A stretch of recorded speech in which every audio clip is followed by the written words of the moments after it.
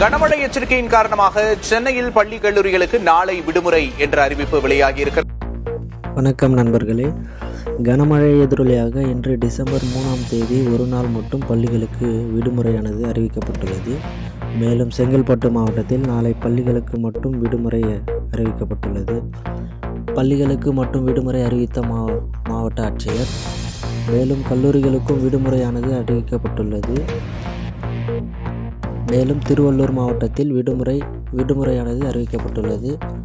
முதலில் பள்ளிகளுக்கு மட்டும் விடுமுறை விடப்பட்ட நிலையில் இப்பொழுது கல்லூரிகளுக்கும் விடுமுறையானது அறிவிக்கப்பட்டுள்ளது. மேலும் இது வட்டாட்சியர் மூலமாக அறிவிக்கப்பட்டுள்ளது.